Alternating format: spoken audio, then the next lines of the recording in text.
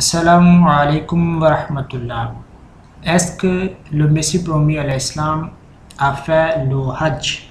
C'est la question que certains musulmans non ahmadistes posent aux musulmans ahmadistes. Et la réponse directe à cette question est non. Le Messie promis à l'Islam, il n'a pas fait le Hajj. Et pourquoi il n'a pas fait le Hajj? C'est une question importante. En effet, le Messie promis à l'Islam n'était pas dans l'obligation de faire le Hajj. Pour faire le Hajj, il y a des conditions. Et tant que quelqu'un ne remplit pas ces conditions, il ne lui est pas obligé de faire le Hajj. Quelles sont ces conditions? Je vais vous présenter une référence. Attendez un peu, et voilà. Ça, c'est la référence est tirée de Tafsir Imam Al-Razi. Tafsir Al-Razi. Et Imam Al-Razi, en interprétant le verset 98 du chapitre 3 Al-Imran, la partie du verset Walillahi ala nasi hajjul bayti man istata'a ilayhi sabila. En interprétant cette partie du verset, il dit, je vais lire à partir de ici, là où je suis en train de souligner. فَيُعْتَبَرُ فِي حُصُولِ هَذَا الْإِمْكَانِ صِحَّةُ الْبَدَنِ. La traduction est, parmi les conditions, il y a la santé. Il dit encore وَزَوَالُ خَوْفِ التَّلَفِ مِنَ السَّبُعِ أَوِ الْعَدُوِّ وَفِقْدَانِ الطَّعَامِ وَالشَّرَابِ. Et l'absence de la crainte de la mort par les bêtes sauvages et l'ennemi et la faim et la soif. Il dit وَالْقُدْرَةُ عَلَى الْمَالِ الَّذِي يُشْتَرَى بِهِ الزَّادُ وَالرَّاحِلَةُ. Et la capacité d'avoir les provisions et la monture. Il continue وَأَنْ يَقْضِيَ جَمِيعَ الدُّيُونِ. Et qu'il rembourse toutes ses dettes. وَيَرُدَّ جَمِيعَ الْوَدَائِعِ. Qu'il rende tous les dépôts que les gens lui avaient confiés. وَإِنْ وَجَبَ عَلَيْهِ الْإِنْفَاقُ عَلَى أَحَدٍ فَلَمْ يَجِبْ عَلَيْهِ الْحَجُّ إِلَّا إِذَا تَرَكَ مِنَ الْمَالِ مَا يَكْفِيهِمْ فِي الْمَجِيءِ وَالذَّهَابِ. S'il est en obligation de dépenser sur une personne, le Hajj ne lui est pas obligatoire tant qu'il ne lui donne pas de l'argent qui lui suffira pour ses besoins pendant son absence. وتفاصيل هذا الباب مذكور في كتب الفقهاء والله أعلم. Imam Al-Razi dit que les détails par rapport aux conditions de l'obligation du Hajj sont donnés dans les livres de jurisconsulte. Allah est l'omniscient. Voilà, c'était la référence d'Imam Razi. Et en bref, parmi les conditions de l'obligation du Hajj, on peut dire que la santé et la sécurité et comme on dit, la capacité économique. Si nous étudions la vie du Messie promis à l'Islam, on peut la diviser en deux périodes. La première période est avant sa prophétie et la deuxième période est après sa prophétie. Et avant la prophétie, Hazrat Mirza Ghulam Ahmad alayhi Islam, le Messie promis et l'imam Mahdi, dépendait de son père. Et après la mort de son père en 1896, il dépendait de son grand frère. C'est son grand frère qui gérait les biens de la famille. Donc, il n'avait pas une source de revenus qui lui permettait de faire le pèlerinage. C'est la raison pour laquelle il n'a pas pu faire le pèlerinage dans cette période. Et après la prophétie, après sa revendication, les gens étaient contre lui. Les savants de la Mecque et de l'Inde avaient lancé et donné des édits à son égard contre lui, les édits de sa mort même. Donc sa vie était en danger. C'est la raison pour laquelle il n'a pas pu faire le pèlerinage à cette époque-là. Chers amis, vous connaissez que le saint prophète sallallahu alayhi wa sallam, durant toute sa vie, n'a fait le pèlerinage qu'une seule fois. Et ça aussi dans la dernière année de sa vie, et lorsque il est entré victorieux en Mecque, lorsqu'il a conquis la Mecque. Avant cela, on sait déjà l'histoire de Hudaybiyah, qu'il est venu avec ses compagnons pour faire l'Umrah à la lumière d'un rêve qu'il avait fait, et il a été bloqué par l'État mécois, par les militaires de la Mecque à la place de Hudaybiyah. Donc ils ont dit qu'on ne te donne pas la route pour faire l'Umrah. Le saint prophète, qu'est-ce qu'il a fait à cette occasion-là? Comment il a réagi? Est-ce qu'il a dit que non, je vais faire l'Umrah à tout prix? Vous voyez, le saint prophète était venu avec son armée également. Presque 1400 personnes étaient avec lui, il pouvait faire la guerre. Mais il a dit, comme l'état de la Mecque de l'époque ne me permet pas, c'est la raison pour laquelle je vais rentrer. Il n'a pas fait la guerre. Il n'a pas dit que non, je vais faire la guerre, je suis venu pour faire le Hajj, quelles que soient les conditions, je vais tout faire pour que je puisse avoir l'accès à la Mecque. Non. Donc c'était le comportement et l'exemple du saint prophète sallam. Et Hazrat Mirza Ghulam Muhammad alayhi salam, qui est son serviteur, il n'a fait que mis en pratique l'exemple du saint prophète sallallahu alayhi wa sallam. Et chers amis, on doit également comprendre que le Messie promis l'Islam n'a pas aboli le Hajj. Quelqu'un peut dire que ok, on a compris qu'il n'a pas pu faire le Hajj, mais lui-même au fond de son cœur, il avait aboli la Sharia islamique, les piliers de l'islam. Donc il ne respectait pas les piliers de l'islam. Comme Hajj, ça fait partie des 5 piliers de l'islam, c'est le 5e et le dernier pilier de l'islam. Donc pour leur répondre, je vais présenter une référence de ce livre. Et ça c'est, voilà, devant vous, j'ai ouvert déjà le livre, L'Arche de Noé.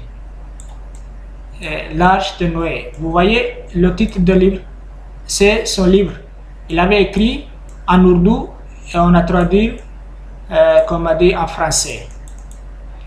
Et on va ouvrir la page. Et ici, c'est le livre, le page est 28. Je vais vous montrer le page. Voilà, c'est le numéro du page ici, là où je suis en train de souligner. Ok, qu'est-ce qu'il dit à propos du Hajj? Je vais vous citer pour que les détracteurs de l'Ahmadiyya soient convaincus que le Messie promis l'Islam, il respectait les piliers de l'Islam. Il dit, c'est à partir de là que je vais lire, si vous êtes capable d'effectuer le pèlerinage à la Mecque et s'il n'y a aucun empêchement, alors accomplissez-le. Voilà. Et dans cette partie, le Messie promis l'Islam est en train de dire de façon claire à sa communauté qu'il faut faire le Hajj s'il n'y a aucun empêchement. Donc on a compris également que le Messie promis l'Islam croyait à la pratique du Hajj. Et il n'a pas fait le Hajj parce que il ne remplissait pas les conditions. Mais chers amis, il y a un autre point à noter que après sa mort, un de ses disciples, Haji Ahmadullah Sahib, a fait le pèlerinage à sa place. Vous voyez, Et dans la charia islamique, dans la loi de l'islam, si quelqu'un n'a pas fait le hajj à cause d'une raison, si parmi ses connaissances, quelqu'un veut faire le hajj à sa place, il lui est autorisé de faire à sa place. Donc, dans la communauté, il y avait son disciple Hazrat Haji Ahmadullah Sahib qui avait fait le hajj à sa place. Donc, de ce sens, on peut dire que l'obligation du hajj, mais il faut comprendre que le hajj n'était pas l'obligatoire pour lui parce qu'il ne remplissait pas les conditions. Donc, même après sa mort, la famille et les disciples n'étaient pas dans l'obligation de faire de sa part le hajj. Mais malgré cela, ils ont pensé beau d'effectuer le hajj à sa place. Voilà, c'était un élément à partager. Et lorsque on donne ces arguments à nos frères non ahmadis, ils disent ok, on a compris, mais le problème est que il y a certains hadiths du Saint-Prophète sallallahu alayhi wa sallam qui disent que lorsque le Messie viendra, à ce moment-là, il fera le hajj. Qu'en est-il de ces hadiths? Qu'en est-il de ces prophéties? Et généralement, il nous présente des hadiths. Donc, je vais ouvrir le premier hadith. On va essayer de lire ces hadiths-là. Le premier hadith, c'est qui nous présente, se trouve dans Sahih Bukhari. Vous voyez, j'ai déjà ouvert le hadith, Sahih Bukhari, et Kitab Ahadithul Anbiya. Je suis en train de vous présenter la référence. Ahadithul Anbiya, c'est-à-dire le livre des prophètes. Bab Qalillahi Ta'ala Vaskur fil Kitabi Maryam. Et voilà le hadith. Va araniyal laylata, c'est parti de là. Voilà, c'est un long hadith. C'est hadith qu'il nous présente.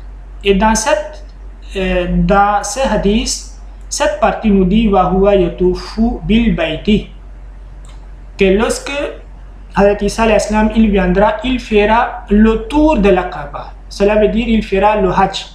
Et voilà, c'est écrit dans le hadith du Bukhari. Le Saint-Prophète sallam a prédit de façon claire que lorsque le Messie viendra, il fera le hajj. Vous dites que Hazrat Mirza Ghulam Ahmad est le Messie promis. Pourquoi il n'a pas fait le hajj alors que c'était déjà prédit? Ok, on a compris, même s'il ne remplissait pas les conditions. Mais quand même, il y a des prophéties. Donc cela montre qu'il pourra faire à son retour le hajj. Voilà, c'était leur argument. Maintenant, quelle est la réponse à cet argument? Chers amis, si vous lisez ce hadith-là, vous verrez que même pour Dajjal, c'est écrit que Yatufu bil bayti. Voilà, c'est ça que je suis en train de souligner. Cette partie nous montre que même à Dajjal, qui est l'antichrist, qui est une force contre la religion, contre l'islam, même lui, à Dajjal, l'antichrist fera le tour de la Kaaba. Donc, moi, je vais maintenant poser la question aux détracteurs de l'Ahmadiyya, aux musulmans qui ne sont pas des Ahmadis. Est-ce que vous croyez que Dajjal étant un mécréant, il fera le tour de la Kaaba, il fera le hajj? Ça ne donne aucun sens, chers amis, ça ne donne aucun sens. Est-ce que vous appelez Ad-Dajjal comme l'Haji Dajjal? Est-ce que vous avez jamais entendu, chers amis, un imam ou bien un marabout, lorsqu'il s'adresse, lorsqu'il parle de Dajjal, il dit l'Haji Dajjal? Non, vous n'avez jamais entendu. Donc, cela nous montre que ce hadith qu'il nous présente de Bukhari a un autre sens. Parce qu'on ne peut pas prendre ce hadith de façon littérale.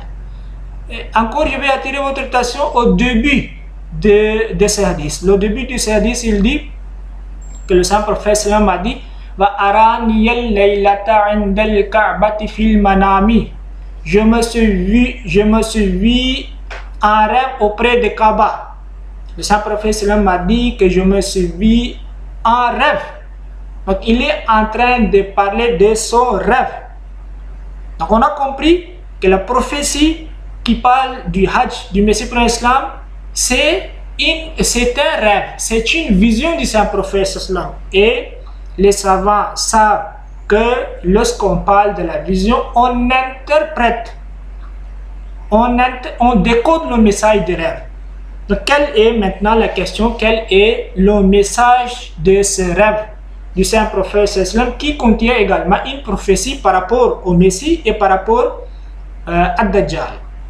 Donc, chers amis, je vais vous présenter une référence qui nous explique le sens de ce hadith, qui nous donne l'interprétation de ce hadith. Voici devant vous la référence. J'ai tiré cette référence de Mirqatul Mufati, Sharh Mishkatul Musabi, et Kitabul Fitan. Vous voyez ici, Kitabul Fitan, Bab al-Alamat Bain Jadei As-Sa'a wa Zikri Dajjal. Et je vais lire à partir de là. Maqala at-Turbishti. C'est à partir de là que je vais lire. L'auteur dit Qala at-Turbishti. Turbishti, il a dit. Turbishti, c'était un grand savant et il était mort en 661 Hégire. Et qu'est-ce qu'il dit? Je vais lire. Il dit Tawafud Dajjali indal Kabati ma'a annahu kafir mu'awwal. Turbishti a dit que le tour de Ad-Dajjal autour de la Kaaba est à l'objet de l'interprétation. Mu'awwal, c'est à l'objet de l'interprétation. Bi'anna ru'ya Nabi sallallahu alayhi wa sallam min mukashafatihi, parce que il fait partie de la vision du Saint-Prophète sallallahu alayhi wa sallam. C'est un rêve du Saint-Prophète sallallahu alayhi wa sallam. C'est une vision. Chers amis, vous vous rappelez du hadith de Bukhari, le début du hadith de Bukhari commence même par le mot que c'était un rêve. Donc c'est la même chose. Imam at-Turbishti est en train de dire que comme c'est un rêve, il faut maintenant interpréter. Comment il va interpréter? On va lire et on va comprendre son interprétation. Il faut comprendre que ce n'est pas l'interprétation de l'Ahmadiyya. Nous ne sommes pas en train d'inventer dans la religion quelque chose. Ce sont des savants, vos savants même, des grands savants de l'époque qui ont déjà donné l'interprétation de cette prophétie et ces rêves. Ok, je vais continuer. Qu'est-ce qu'il dit? Il dit Kushifa bi anna Isa alayhi salatu wa salam fi suratihil hasana allati yanzilu alayha yatufu hawla ad-din. Il dit que il lui a été révélé que Isa alayhi salam dans sa meilleure forme reviendra et fera le tour autour de la religion. Qu'est-ce qu'il fera? Il fera le tour autour de la religion. Hawla ad-din. Il n'a pas dit Hawla al-Kaaba. Voilà, on a compris que le sens de ce hadith c'était que lorsque le Messie viendra, il fera le tour de la Kaaba ou bien de ad-din, de la religion. Et pourquoi il fera le tour? Les iqamati awdihi wa islahi fasadihi, pour redresser et pour réformer la religion. C'est l'objectif de l'arrivée du Messie. En effet, dans le rêve du Saint-Prophète sallam, l'objectif du Messie est expliqué et le travail de Dajjal est expliqué. Je vais lire dans la tâche. Wa anna ad-Dajjal fi suratihi al-kariha allati satadharu yadulu hawla ad-din yubkil iwaja wal fasada. Et que ad-Dajjal, dans sa mauvaise forme, apparaîtra et fera le tour autour de la religion. Hawla ad-din, voici, ad-din, hawla ad-din, autour de la religion, pour faire quoi? Pour la déformer et pour créer le désordre. Donc l'objectif de l'arrivée de ad-Dajjal est détruire la religion. Et le Messie, qu'est-ce qu'il fera lorsqu'il viendra? Il protégera la religion. Comme vous voyez, Kaaba, c'est la symbole, c'est le symbole même de la religion de l'islam. Voilà, c'était la prophétie et c'était la réponse à leur, comme a dit, question. C'est à leur hadith qu'ils présentent devant les Ahmadis. Il nous présente un deuxième hadith. Ça aussi, on va ouvrir et essayer d'analyser. Quel est le message de ce deuxième hadith? Voilà, devant vous, c'est le deuxième hadith qu'il tire de Sahih Muslim. Vous voyez, c'est écrit Sahih Muslim. Quel est Kitab? Kitab al-Hajj, le livre du pèlerinage. J'espère que vous êtes en train de bien me suivre. Le chapitre Bab Ihlali Nabi sallallahu alayhi wa sallam. Voilà le hadith. C'est rapporté par Abu Huraira. Il dit que le saint prophète sallam a dit Wallazi nafsi bijadihi, Wallazi nafsi bijadihi, la yuhillanna ibnu Maryama bifajri rawha hajjan ou mu'tamiran ou la yasniyannahuma. La traduction de ce hadith c'est que le saint prophète sallam a dit: je jure au nom d'Allah qui détient mon âme dans sa main, que Isa viendra et que Isa entrera dans l'état de la sacralité à partir de la vallée de Ar-Rawha avec l'intention de faire le Hajj ou bien l'Umrah, ou bien il combinera tous les deux à la fois. Voilà, c'est le hadith. Ils disent que voilà, c'est le deuxième hadith qui nous parle sous forme d'une prophétie que lorsque Isa viendra, il fera le Hajj à partir de la vallée de Ar-Rawha. C'est écrit de façon claire. Voilà, c'est leur argument et c'est le hadith qu'ils nous présentent. Chers amis, il faut analyser la chaîne de ce hadith. Si vous analysez la chaîne de ce hadith, selon les experts du hadith, il y a certains narrateurs, par exemple, comme voilà, Saïd ibn Mansour, celui-là, il n'est pas fiable selon les experts du hadith. Ce n'est pas selon les experts de l'Ahmadiyya. Donc il faut bien comprendre et bien écouter. Selon les experts du hadith, vous pouvez ouvrir Tahzib al-Tahzib et vous pouvez chercher, comme a dit son nom là-bas, vous allez voir, on dit qu'il n'est pas fiable. Même pour lui, on dit Sufyan ibn Uyayna que lorsqu'il relate de Az-Zuhri, on dit que c'est Zaïf. On ne prend pas lorsque Sufyan relate de Az-Zuhri. Il y a d'autres narrateurs du même hadith qui sont, dont le nom se figure dans les autres versions du même hadith. Selon les experts, ils ne sont pas authentiques. Et même, chers amis, lorsque vous étudiez le contenu même du hadith, le hadith dit qu'il fera le Hajj ou bien Umrah, ou bien tous les deux. Donc, il n'y a pas de l'exactitude. Donc, ça crée déjà le doute. Normalement, si c'était une prophétie de la part du saint prophète, sallallahu alayhi wa sallam, la prophétie n'a pas été faite de façon claire.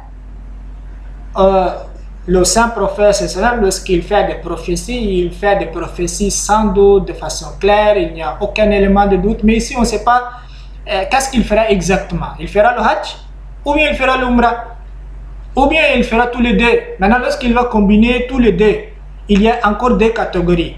C'est-à-dire que lorsqu'on parle du Hajj, avec Umrah, il y a deux catégories. Il y a Hajj Atamattu et il y a Hajj Kiran. Donc on ne sait pas, c'est une prophétie qu'on ne peut pas comprendre un message avec l'exactitude. Donc c'était par rapport au contenu de ce hadith. Je vais vous présenter le même hadith avec une petite différence, mais avec plus de détails. Parce que ce hadith a été relaté par les autres savants de hadith. J'ai ouvert le livre Musnad Ahmad bin Hanbal et on a ouvert Musnad Abi Huraira radiallahu ta'ala anhu. Dans ce livre, c'est la même prophétie qui est mentionnée. Vous voyez, à partir de là,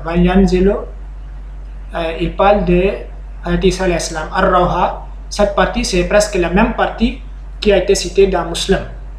Et dans ce hadith, il y a d'autres travaux de Hazrat Isa alayhi salam sont mentionnés, par exemple, Yaqtul Khinzir, Yamhu Salib, wa tujma lahu salat, wa yutal mal, hatta la yuqbal. C'est-à-dire que lorsque le Messie viendra, il tuera des porcs, il brisera la croix. À son époque, les prières seront combinées et il donnera de la richesse, mais personne ne l'acceptera. Et il abolira al-Kharaj, la capitation, et ainsi de suite.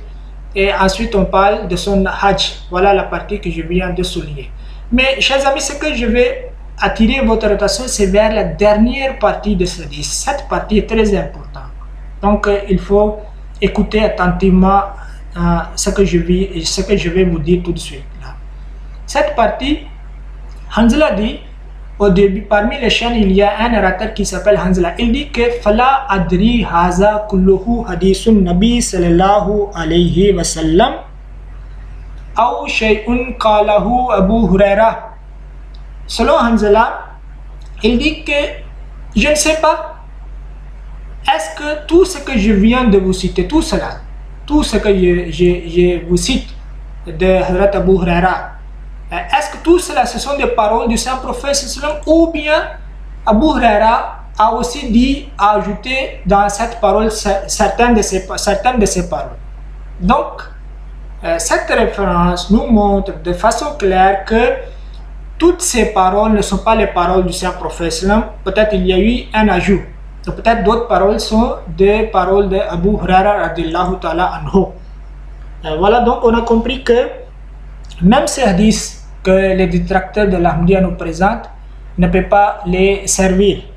Parce que d'abord la chaîne n'est pas authentique, le contenu est ambigu et plus un narrateur a déjà dit clairement qu'on ne sait pas est-ce que ce sont des paroles du saint prophète ou pas.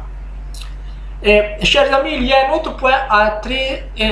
autre point très important à noter lorsqu'on discute du Hajj de Isa alayhi salam à son retour. C'est quel point? C'est en effet l'endroit de son miqat. Dans les hadiths, c'est écrit qu'il fera le Hajj à partir de Ar-Raha. Vous voyez? Et dans Musnad Ahmad bin Hanbal, c'est écrit simplement Ar-Raha. Mais lorsque j'avais vous cité la référence de Sahih Muslim, on avait dit Fajjir Rawha, qu'il se dit qu'Isa alayhi salam, il entrera dans l'état de la sacralité à partir de la vallée de Ar-Raha. Nous savons qu'il y a des miqat pour faire le pèlerinage. Lorsque les pèlerins ils partent à la Mecque pour faire le pèlerinage, ils sont obligés d'entrer dans l'état de la sacralité à partir d'un miqat. Et Ar-Rawha ne fait pas partie d'aucun miqat. Voilà. Si vous connaissez ou bien vous avez déjà lu un livre qui nous dit que Ar-Rawha fait partie également d'un miqat, là vous pouvez me contacter ou bien vous pouvez commenter dans la vidéo en bas. Mais moi je ne connais pas. Ar-Rawha ne fait pas partie d'un miqat. Donc cela montre également que ce hadith est faible. Ou bien on doit essayer de comprendre le message des hadiths dans un autre sens. Ar-Rawha est en effet presque 70 km de la Médine. Donc si, supposons le Messie, il veut faire le Hajj à son retour à partir de Médine. Selon les hadiths, pour les Médinois, le miqat est Zul Halifa, qui est 14 km. Alors qu'ici, il dit que non, c'est parti de Ar-Rawha. Donc cela veut dire qu'il va partir encore loin, il va dépasser son miqat expliqué dans les autres hadiths. Donc c'est un message contradictoire. Donc cela veut dire que le saint prophète est en train de se contredire également, parce que dans les autres livres, on a compris dans ce comportement nous montre que les Médinois, lorsqu'ils vont faire le pèlerinage, ils vont entrer dans l'état de sacralité à partir de Zul Halifa. Supposons que le Messie il va faire le Hajj à partir de la Syrie, parce que c'est dit que lorsque le Messie descendra à Sharqiya Damashq, à l'est de Damas, à la Syrie. Donc supposons qu'il descend à la Syrie et de la Syrie qu'il veut partir à la Mecque pour faire le pèlerinage. Donc pour les Syriens, le saint prophète islam a dit qu'ils vont entrer dans l'état de la sacralité à partir de Al-Juhfa, ou bien actuellement on l'appelle Rabigh, qui est presque 178 km de la Mecque. Donc voilà, chers amis, le message de ce hadith, c'est clair. Cela veut dire que ce hadith c'est zaïf. On ne peut pas présenter comme un argument pour défier la communauté ahmadiyya. Ils n'ont qu'à chercher peut-être d'autres hadiths. Chers amis, j'espère que vous avez appris certaines choses de cette vidéo. Et si vous avez appris certaines choses, n'oubliez pas de vous abonner à la chaîne et partager la vidéo. Et qu'Allah nous protège tous. Assalamu alaikum wa rahmatullahi wa barakatuh.